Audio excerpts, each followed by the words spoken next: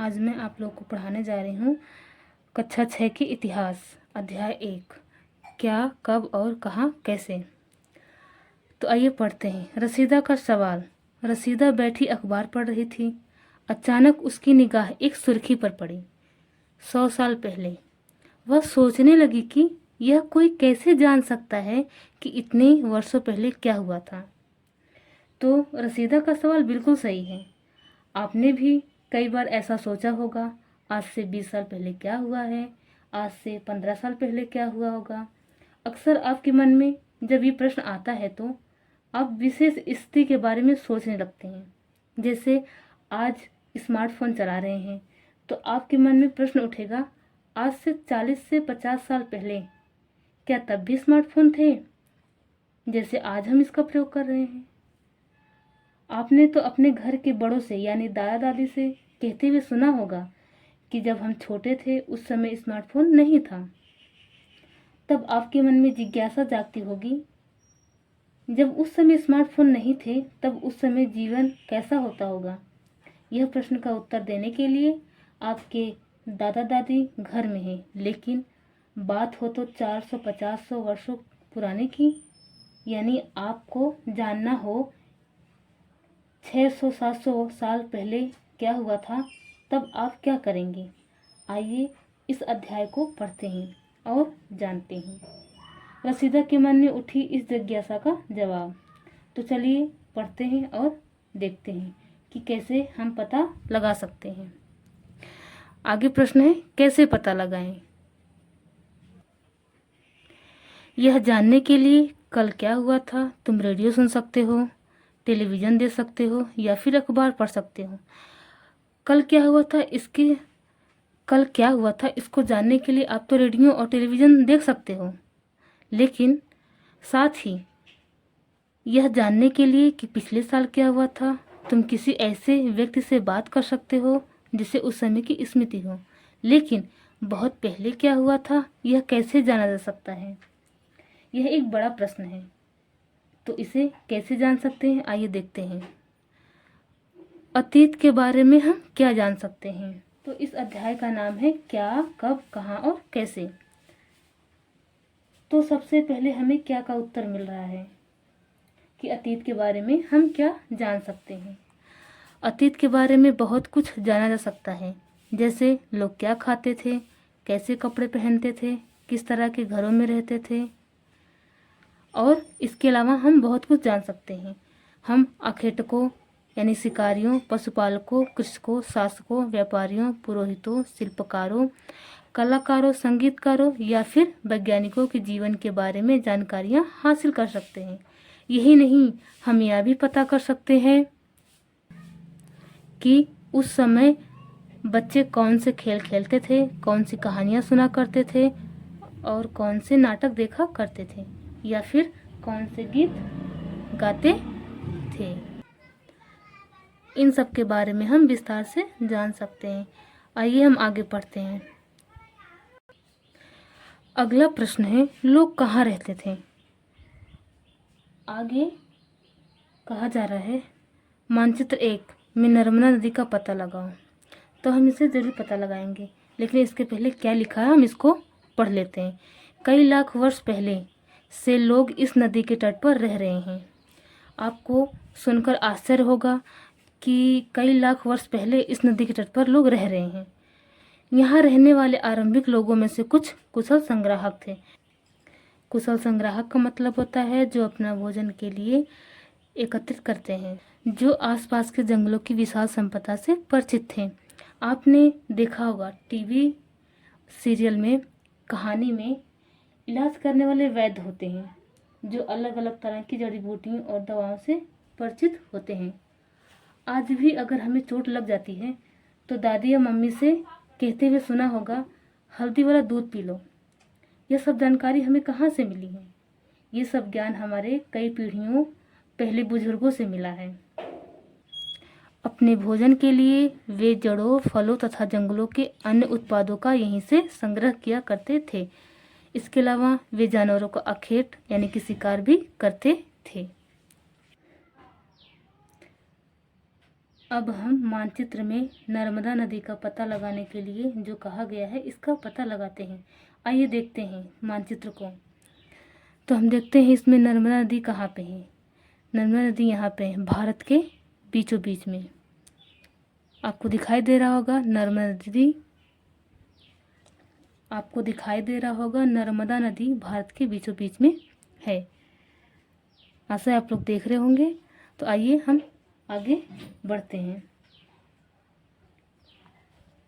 अब तुम उत्तर पश्चिम की सुलेमान और किरथर पहाड़ियों का पता लगाओ।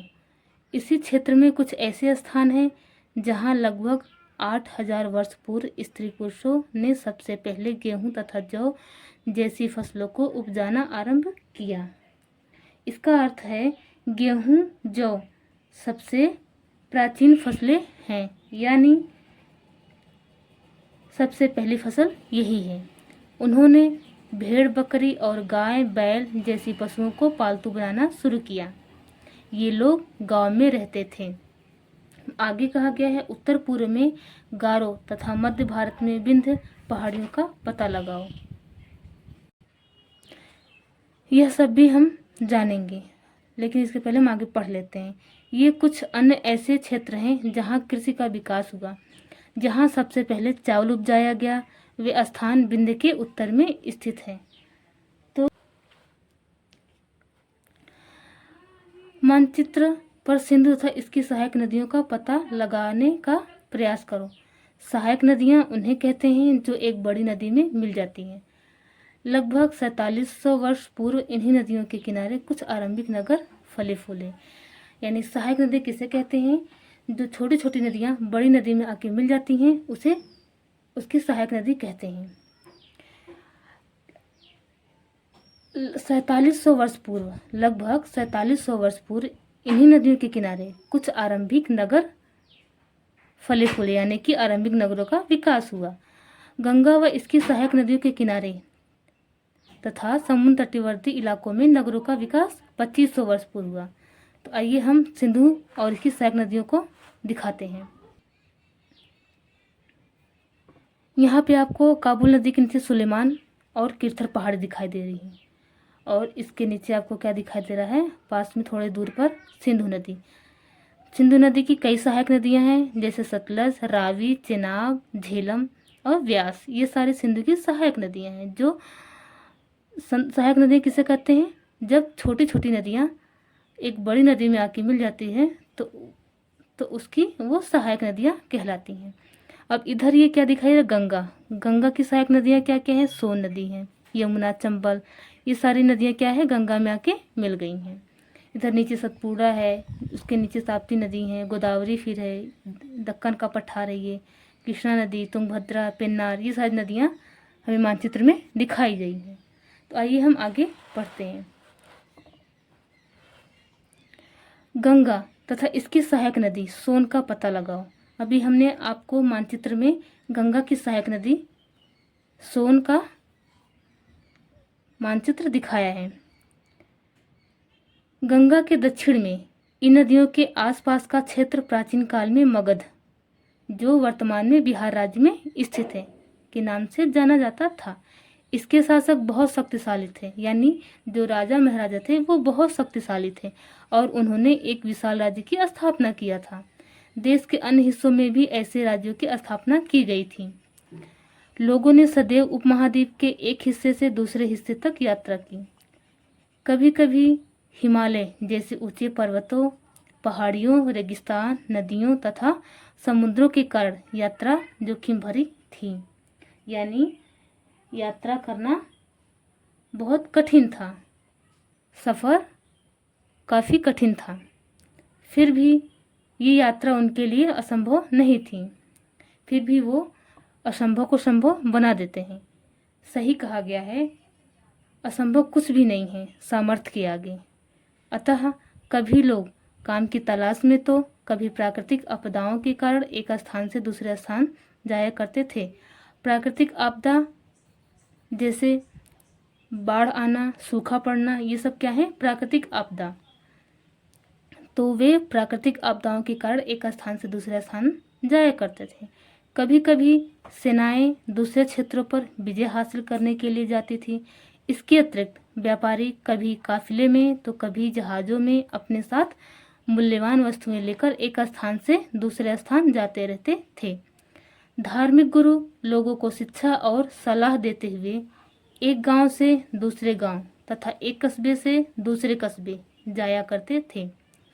कुछ लोग नए और रोचक स्थानों को खोजने की चाह में उत्सुकतावश भी यात्रा किया करते थे। इन सभी यात्राओं से लोगों को एक दूसरे के विचारों को जानने का अवसर मिला। अब आगे प्रश्न है, आज लोग यात्राएं क्यों करते हैं? आगे पढ़ते हैं। एक बार फिर से मानचित्र 1 को देखो। पहाड़ियाँ, पर्वत और समुद्र इस उपमहाद्वीप की प्राकृतिक सीमा का निर्माण करते हैं। हालांकि लोगों के लिए इन सीमाओं को पार करना आसान नहीं था। लोगों को उपमहाद्वीप की प्राकृतिक सीमाओं को पार करना आसान नहीं था। क्यों? क्योंकि पर्वत, पहाड़ियाँ और समुद्र थे। लेकिन जिन्होंने ऐसा चाहा वे ऐसा कर सके। वे पर्वतों की ऊंचाई को छू सके तथा गहरे समुद्र को पार कर सके। उपमहाद्वीप के बाहर से भी कुछ ऐसे लोग आए और यहीं बस गए। लोगों के इस आवागमन ने हमारी सांस्कृतिक परंपराओं को समृद्ध किया। कई सौ वर्षों से लोग पत्थर को तराशने, संगीत रचने और यहाँ तक कि भोजन बनाने के नए तरीकों के बारे में एक दूसरे के विचारों को अपनाते रहे। आज भी हम यही करते हैं। लोगों से मिलकर अपने विचारों का आदान प्रदान करके नए नई चीज़ें सीखते हैं, कभी सुनकर तो कभी देखकर। तो आइए हम आगे पढ़ते हैं। आगे पढ़ेंगे देश के नाम। अपने देश के लिए हम प्राय इंडिया तथा भारत जैसे नामों का प्रयोग करते हैं। इंडिया शब्द इंडस से निकला है, जिसे संस्कृत में सिंधु कहा जाता है। जो इंडिया नाम दिया गया है इंडस से निकला है, जिसे संस्कृत में सिंधु कहा गया है। अपने एटलस में ईरान और यूनान का पता लगाओ।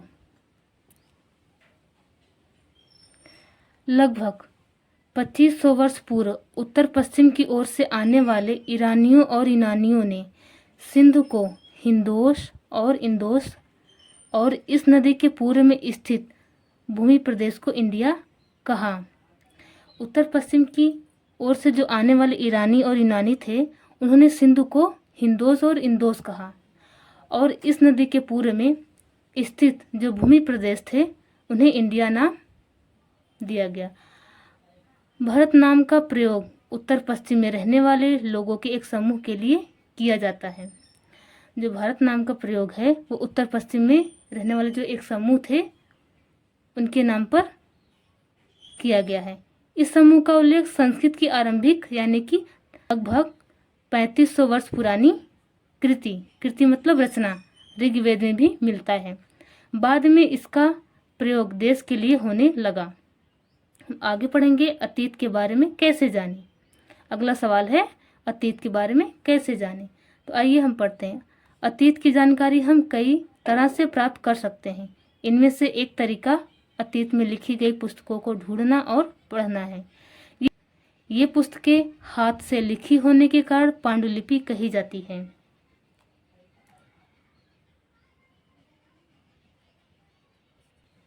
अंग्रेजी में पांडुलिपि के लिए प्रयुक्त होने वाला मैन्युस्क्रिप्ट शब्द लैटिन शब्द मेन्यू, जिसका अर्थ हाथ है, से निकला है। पांडुलिपि जो कि हाथ से लिखी हुई एक पुस्तक है, इसको अंग्रेजी में मैन्युस्क्रिप्ट कहते हैं, जो कि लैटिन शब्द मेन्यू जिसका अर्थ है हाथ। ठीक है। ये पांडुलिपियां प्रायः ताड़पत्रों अथवा हिमालय क्षेत्र में उगने वाले भुर्ज नामक पेड़ की छाल से विशेष तरीके से तैयार भोजपत्रों पर लिखी मिलती है। आज जो हमें लिखने के लिए कॉपी कई सारे पेज मिल जाते हैं, लेकिन उस समय यह ताड़पत्र पर लिखा जाता था। आगे बढ़ते हैं। यह एक एग्जाम्पल है जो आपको दिख रहा है। यह एक पांडुलिपि का उदाहरण है। इसके बारे में थोड़ा सा जानते हैं।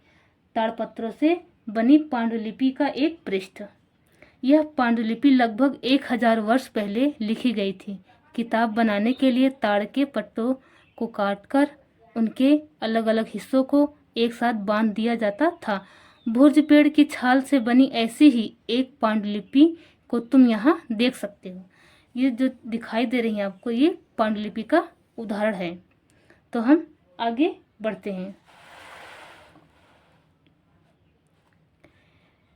इतने वर्षों में इनमें से कई पांडुलिपियों को कीड़ों ने खा लिया तथा कुछ नष्ट कर दी गई।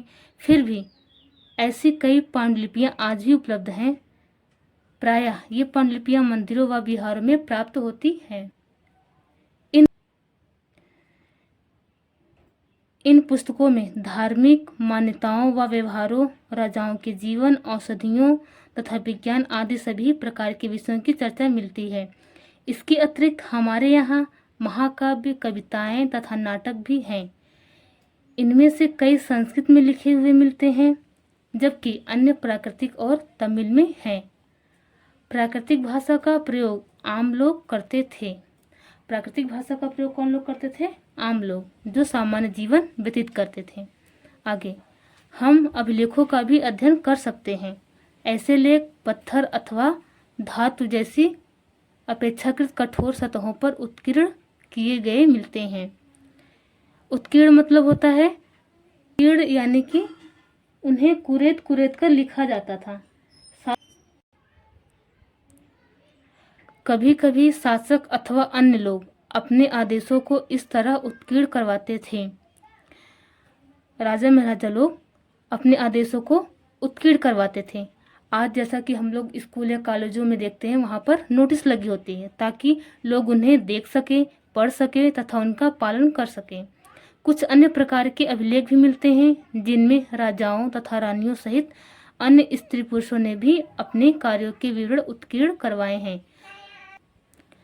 उदाहरण के लिए प्रायः शासक लड़ाइयों में अर्जित विजयों का लेखा जोखा रखा करते थे।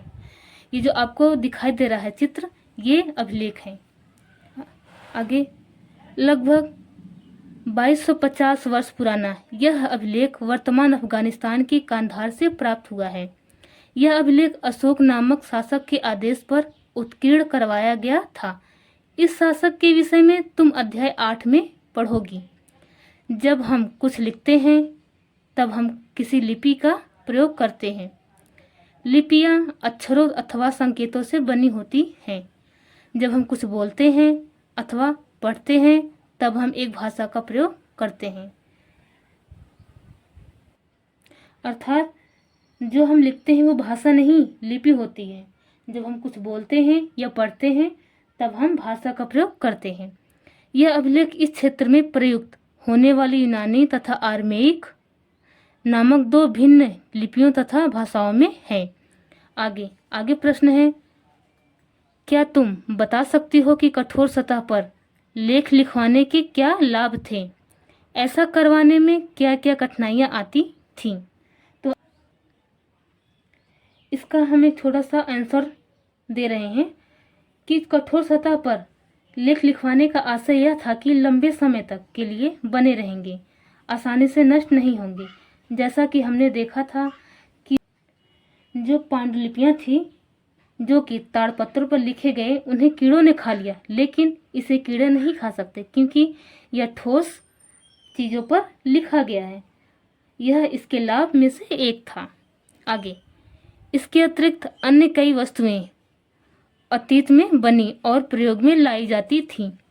ऐसी वस्तुओं का अध्ययन करने वाला व्यक्ति पुरातत्वविद कहलाता है। पुरातत्वविद पत्थर और ईंट से बनी इमारतों के अवशेषों, चित्रों तथा मूर्तियों का अध्ययन करते हैं। पुरातत्वविद किसे कहते हैं? ऐसी वस्तुओं का अध्ययन करने वाला व्यक्ति पुरातत्वविद कहलाता है। इसके अलावा पत्थर और ईंट से बनी इमारतों के अवशेषों, चित्रों तथा मूर्तियों का भी अध्ययन करते हैं। वे औजारों, हथियारों, बर्तनों, आभूषणों तथा सिक्कों की प्राप्ति के लिए छानबीन तथा खुदाई भी करते हैं। आपको जो चित्र दिख रहा है मटके का, ये बहुत पुराना चित्र है। बाएं एक प्राचीन नगर से प्राप्त पात्र, इस तरह के पात्रों का प्रयोग 4700 वर्ष पूर्व होता था। ये जो मटका आपको दिख रहा है ये प्राचीन नगर से प्राप्त हुआ है, जो कि 47 वर्ष पूर्व का है। दाएं एक पुराना चांदी का सिक्का है, इसके दाएं साइड में आपको चांदी का सिक्का दिख रहा होगा। इस तरह के सिक्के का प्रयोग लगभग 2500 वर्ष पूर्व होता था। जो चांदी का सिक्का दिख रहा है इसका प्रयोग 2500 वर्ष पूर्व होता था। हमारे द्वारा आज प्रयोग में आने वाले सिक्कों से यह सिक्का कैसे भिन्न है? आज के सिक्कों से और पहले के सिक्कों में भिन्नता है। आज के सिक्कों से और पहले के सिक्कों से आकार में भिन्न है। इस पर आकृतियां बनी हुई हैं, लेकिन आज के सिक्कों पे बहुत सारी चीज़ें जैसे तिथि इत्यादि लिखी होती हैं। आगे, इनमें से कुछ वस्तुएं पत्थर, पकी मिट्टी तथा कुछ धातु की बनी हो सकती हैं। ऐसे तत्व कठोर तथा जल्दी नष्ट न होने वाले होते हैं। पुरातत्वविद जानवरों, चिड़ियों तथा मछलियों की हड्डियां भी ढूंढते हैं। इससे उन्हें यह जानने में भी मदद मिलती है कि अतीत में लोग क्या खाते थे। वनस्पतियों के अवशेष बहुत मुश्किल से बच पाते हैं। यदि अन्न के दाने अथवा लकड़ी के टुकड़े जल जाते हैं तो वे जले हुए रूप में बचे रहते हैं। आगे बढ़ते हैं। पांडुलिपियों, अभिलेखों तथा पुरातत्व से ज्ञात जानकारियों के लिए इतिहासकार प्रायः स्रोत शब्द का प्रयोग करते हैं। स्रोत शब्द का प्रयोग पांडुलिपियों, अभिलेखों तथा पुरातत्व से ज्ञात जानकारियों के लिए किया गया है। कौन करता है? इतिहासकार करते हैं। इतिहासकार उन्हें कहते हैं जो अतीत का अध्ययन करते हैं। स्रोत के प्राप्त होते ही अतीत के बारे में पढ़ना बहुत रोचक हो जाता है, क्योंकि इन स्रोतों की सहायता से हम धीरे धीरे अतीत का पुनर्निर्माण करते जाते हैं। अतः इतिहासकार तथा पुरातत्वविद उन जासूसों की तरह हैं जो इन सभी स्रोतों का प्रयोग सुराग के रूप में कर अतीत को जानने का प्रयास करते हैं। आगे पढ़ेंगे। अतीत। अतीत एक या अनेक। क्या तुमने इस पुस्तक के शीर्षक हमारे अतीत पर ध्यान दिया है? आपने पुस्तक का नाम पढ़ा होगा जिसका नाम है हमारे अतीत। यहाँ अतीत शब्द का प्रयोग बहुवचन के रूप में किया गया है।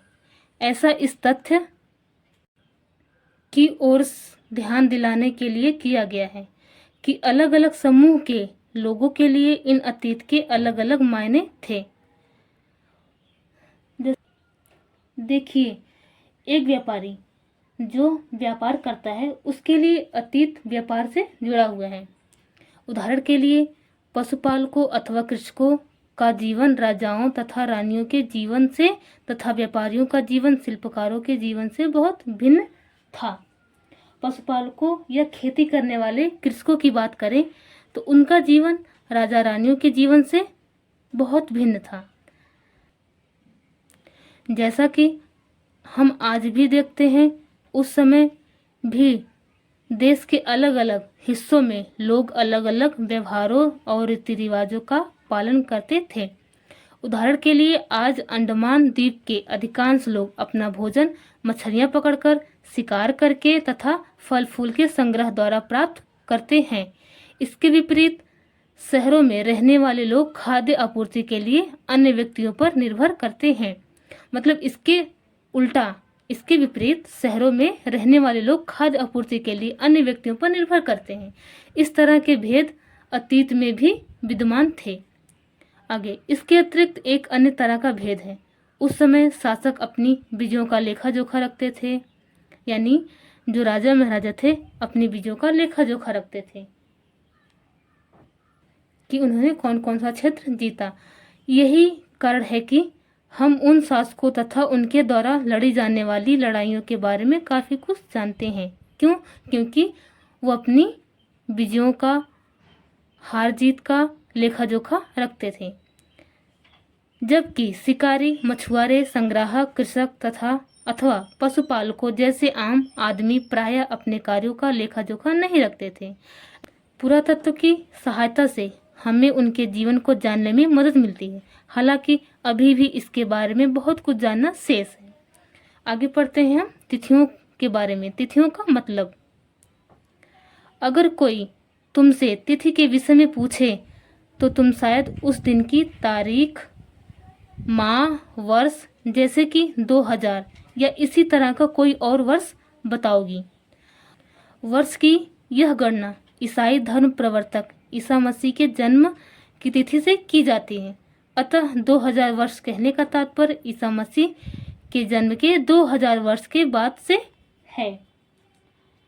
इससे उदाहरण, आज 2023 है, तो आज का जो वर्ष है ईसा मसीह के जन्म के 2023 साल बाद का वर्ष है। मसीह के जन्म के पूर्व की सभी तिथियां ईसा पूर्व, ईसा से पहले के रूप में जानी जाती हैं। इस पुस्तक में हम 2000 को अपना आरंभिक बिंदु मानते हुए वर्तमान से पूर्व की तिथियों का उल्लेख करेंगे। तो हम आगे बढ़ते हैं। आगे दिया गया है इतिहास और तिथियां। अंग्रेजी में बीसी, हिंदी में ईसा पूर्व का तात्पर्य बिफोर क्राइस्ट, ईसा पूर्व होता है। बीसी को इंग्लिश में बिफोर क्राइस्ट कहते हैं। कभी कभी तुम तिथियों से पहले एडी, हिंदी में ईस्वी लिखा पाती हो। यह एनो डोमिनी नामक दो लैटिन शब्दों से बना है तथा इसका तात्पर्य ईसा मसीह के जन्म के वर्ष से है। एडी को इंग्लिश में एनो डोमिनी कहते हैं। कभी कभी एडी की जगह सीई तथा बीसी की जगह बीसीई का प्रयोग होता है। सीई अक्षरों का प्रयोग कॉमन एरा तथा बीसीई का बिफोर कॉमन एरा के लिए होता है। हम इन शब्दों का प्रयोग इसलिए करते हैं क्योंकि विश्व के अधिकांश देशों में अब इस कैलेंडर का प्रयोग सामान्य हो गया है। भारत में तिथियों के इस रूप का प्रयोग लगभग 200 वर्ष पूर्व आरंभ हुआ था। कभी कभी अंग्रेजी के बीपी अक्षरों का प्रयोग होता है जिसका तात्पर्य बिफोर प्रेजेंट, वर्तमान से पहले है। तो आप समझ गए होंगे बीसी का मतलब ईसा पूर्व यानी ईसा मसीह के जन्म के पूर्व और एडी का मतलब ईसा मसीह के जन्म से है। तो बस आज के लिए इतना ही। धन्यवाद।